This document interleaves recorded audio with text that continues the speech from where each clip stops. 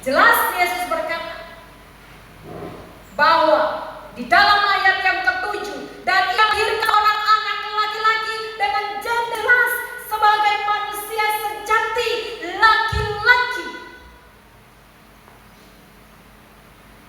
Menggambarkan bahwa Yesus sebagai manusia sejati. Laki-laki artinya apa? Dia adalah Adam kedua. Karena Adam yang pertama diciptakan sebagai laki-laki, tapi menghancurkan bumi. Dengan apa? Ikut kata istrinya, perempuan. Karena perempuan suka berbicara dengan si ular, dekat, sehingga belajar membohong, suka menipu dari biang. Tergodalah Adam, jatuhlah dia karena tidak tahan dengar kata-kata wanita. Kalau tiap hari dibilang, yang tadinya keras jadi tidak keras. Kenapa? Karena ikut kata-kata perempuan. Padahal yang dengar firman Adam, tapi Adam lebih memilih firman wanitanya daripada firman sang penciptanya. Sehingga kembali lahir Adam kedua bagi kita, yaitu Yesus Kristus. Lewat manusialah ia menebus kita. Karena yang menciptakan manusia dia. Untuk mengembalikan manusia kepada pemulihan semula, tidak ada manusia mampu. Harus Allah. Tapi caranya bagaimana? Dia harus turun jadi manusia. Karena tebus manusia lewat manusia, maka Yesus harus melakukannya. Keluarga membawa, seperti tadi saya bilang, keluarga membawa kehancuran di dunia. Yesus datang lewat keluarga membawa pemulihan bagi kita. Kain peluk dalam teks Yunaninya adalah pakaian sederhana. Tidak ada tempat, artinya kondisi keterbatasannya memang tidak bisa. Kenapa? Karena banyak orang pulang kampung. Pasti secara logika penuh setiap penginapan. Kalau semua orang datang dari Jawa, tinggal di sini karena ada acara, pasti semua tempat penuh, hotel-hotel penginapan. Itu pun juga kenapa? Karena seluruh dunia disuruh kembali ke kampung halamannya. Itu berarti secara logika tempat penuh karena kondisi keberadaannya memang penuh. Tetapi apakah Maria dan Yusuf memperhatikan penuh itu? Apakah mereka bertanya kepada Tuhan, kalau su tahu begini kenapa Tuhan saya kasih tanpa perbedaan? Bukankah kau membawa misi Allah? Harusnya Allah su tahu. Bukankah kau su berdoa, Tuhan berikan tempat yang terbaik? Tapi waktu beta datang, sepertinya saya ada tempat, kayaknya ini salah doa. Maria dan Yusuf tidak memperhatikan hal-hal yang sepele, hal sederhana. Tempat palungan sederhana menunjukkan hal-hal sepele tidak diperhitungkan oleh mereka. Yang mereka perhitungkan adalah isi dalam palungan itu, yaitu Yesus yang datang untuk merubah hati kita. Dari yang sederhana, orang sederhana malah banyak bersungut. Siapa bilang orang sederhana yang tidak punya apa-apa tidak bersungut? Malah orang sederhana yang tidak punya apa-apa banyak mengeluh. Makanya agenda tahun berikutnya, elit global, mereka menginginkan semua orang di bawah rata-rata yang tidak mampu melakukan pendapatan sendiri di bumi hanguskan. Kenapa? Karena merepotkan pemerintah. Maria dan Yusuf tidak terpengaruh dengan tempat. Tempat bukan merupakan penghalang. Yang ada di depan mata bukan merupakan penghalang. Bagi mereka, kehadiran Yesus membawa perubahan berdampak dalam hidupnya. Kenapa? Karena Yusuf, dia mulai mengakseskan status untuk ambil Maria tetap jadi pasangan. Bertanggung jawab, bawa Maria, lindungi Maria, antar Maria, hadapi badai, hadapi padang gurun, turun lembah. Ada saatnya naik menikmati indahnya dunia, ada saatnya masuk dalam lembah pergumulan. Tapi Yusuf, apakah dia pergi dan suruh Maria berjalan saja? Dia ada disertai Maria sampai finish. Itulah yang membuat Maria pun juga tidak melihat, mereka berdua tidak melihat palungannya. Tapi banyak orang lihat palungan, lihat sederhana, bicara mendengungkan kesederhanaan, lalu menganggap harus sederhana, sehingga pakai sesuatu yang bagi mereka tidak masuk logika. Pakai baju jadi sederhana, semua sederhana, padahal Tuhan kasih kemampuan kepada kita. Kalau kita mampu memberi, kita mampu memiliki, kita mampu memakai, apa salahnya? Karena kita punya kemampuan melipat gandakan kuasa yang Tuhan berikan untuk kita. Jadi ketika Natal orang bisa membeli pakaian, biasa saja. Karena dia tidak mencuri, asalkan tidak mencuri, tidak meminjam, dia dapatkan dari hasil kerjanya.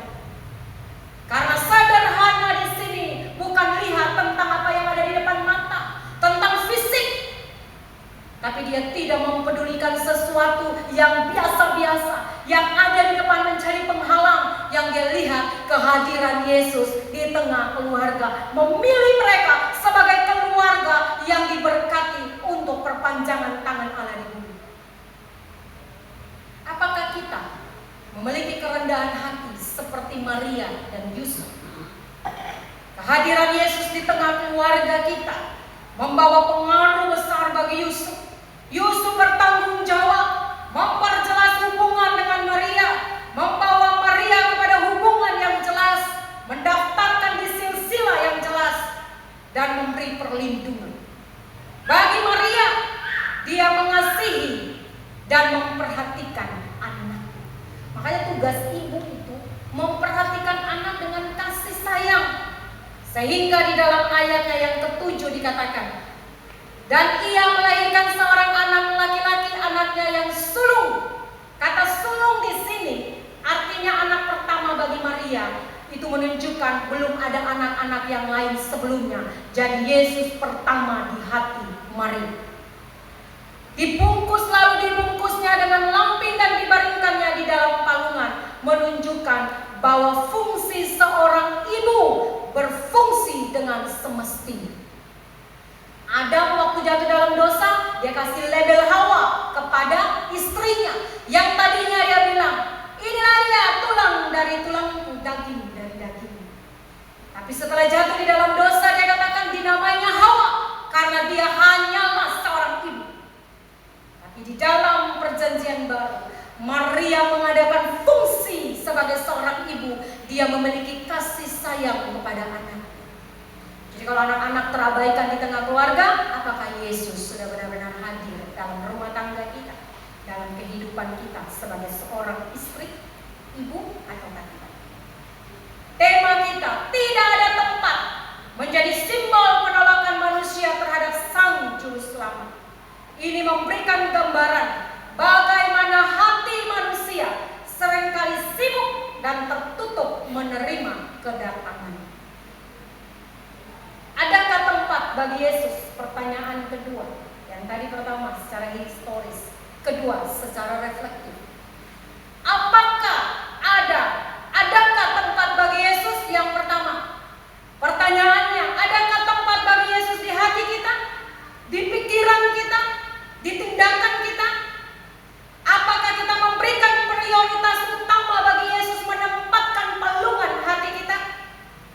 Ataukah kita disibukkan dengan berbagai macam kesibukan pelayanan sampai lupa bersekutu dengan Tuhan, kesibukan mencari uang, ambisi pribadi, atau dosa yang membuat Yesus tidak mendapatkan tempat di diri kita? Karena apa? Karena palungannya kotor, tidak bisa Yesus tinggal di dalam. Yang kedua, adakah tempat bagi Yesus di rumah tangga kita? Apakah keluarga kita hidup berdasarkan nilai-nilai kekristenan atau nilai-nilai kasih Allah? Adakah waktu untuk berdoa bersama? Atau ayah hanya berdoa sendiri, ibu berdoa sendiri, malam kumpul berdoa di meja makan untuk makan? Apakah ada waktu membaca firman Tuhan bersama dan sharing firman Tuhan? Dan apakah ada waktu melibatkan seluruh keputusan yang diambil di tengah keluarga berdasarkan keputusan Allah? Ataukah istri pintar dari suami lakukan sendiri, suami pintar dari istri lakukan sendiri, anak-anak bilang mereka hidup pada zaman alfa, strawberry. Mereka suka-suka karena mereka lebih tahu dari orang tua. Yang ketiga, adakah tempat bagi Yesus dalam pelayanan kita? Apakah gereja dan pelayanan kita benar-benar berfokus pada Kristus atau berfokus pada kepentingan pribadi? Supaya kita dihargai, supaya kita dielukan. Padahal Yesus datang dengan hati hamba, bukan hamba, hati seorang hamba. Maka kita dituntut menjadi seorang yang memiliki hati hamba dalam pelayanan. Dimarahi, dibuat tidak benar, tetap punya hati hamba. Karena yang nanti jadi hakim bukan kita, Yesus yang jadi hakim. Tugas kita doakan dan perbaiki. Walaupun jemaat ngoceh, jemaat lakukan apapun, kata pelajari apa yang menjadi kesalahan kita, apa yang menjadi kendala, apa yang membuat hal ini terjadi. Tugas kita perbaiki, lalu bawa di hadirat Tuhan. Bapak Pendeta pun tanpa doa di belakang ini berdoa dan berseru kepada jemaat. Mungkin ada yang jemaat bilang, Bapak Pendeta saya pernah berdoa. Yang tahu di sini adalah gedung dan semua yang mati-mati di sini. Ada kursi, ada mimbar. Dan beta ingat Pak Yopi Lutur Mas juga tempat doanya di belakang mimbar. Dan lihat apa yang terjadi. Anak-anaknya diberkati Tuhan luar biasa. Melayani dengan hati walaupun diperlakukan dengan tidak benar. Jemaat Tuhan, kita wajib mendukung gembala kita dalam doa, dalam pelayanan. Belajarlah untuk ngoceh kepada sesama digantikan ngoceh ke atas. Karena yang membuat gembala bertahan dan seluruh pendeta bahkan majelis adalah doa-doa jemaat. Maka ngocehlah ke atas. Minta petunjuk dari Tuhan supaya seluruh pelayan ini punya hati seorang hamba. Adakah kita sebagai pelayan di dalam melayani, apakah fokus kita pada acara-acara, program-program, agenda-agenda di tahun 2025 harus gol? Ataukah kita melayani jemaat-jemaat yang tidak pernah hadir, yang tidak tahu kenapa tidak hadir? Datangi, doakan. Di setiap agenda doa kita ada nama-nama mereka. Di setiap pengurus kita ada nama-nama, tumpang tangan, doakan tiap jemaat dalam pergumulan mereka, pekerjaan mereka, kesulitan-kesulitan yang mereka alami. Tuhan lihat fokus kita kemana? Fokus pada hal-hal sepele, menceritakan setiap jemaat berlebihan yang tidak hadir, memperguncingkan kesalahan yang dibuat hanya sekali sehingga jemaatnya tidak bisa datang. Ataukah kita menarik mereka dan membawa mereka dalam doa? Sekeras apapun jemaat terhadap kita, harus punya hati hamba seperti Yesus yang punya kerendahan hati. Mari buka hati kita untuk Yesus. Berikan ruang bagi Yesus melalui apa? Doa. Melalui apa? Baca Alkitab. Hidup dalam ketaatan pada firman. Tahun 2025 agenda yang harus ditekankan dan harus lebih gol adalah doa. Karena kurangnya doa, maka dosa paling banyak di dalam gereja. Harus doa ditekankan di dalam gereja. Bukan hanya personal, tapi doa para hamba Tuhan, doa pelayan-pelayan harus ada. Mulailah suara doa terdengar di dalam gereja ini. Kalau mau terjadi sedikit penyalahgunaan di dalam gereja. Yang kedua, jangan biarkan kesibukan duniawi menghalangi kedekatan kita dengan. Ini bulan-bulan sibuk, acara Natal di mana-mana.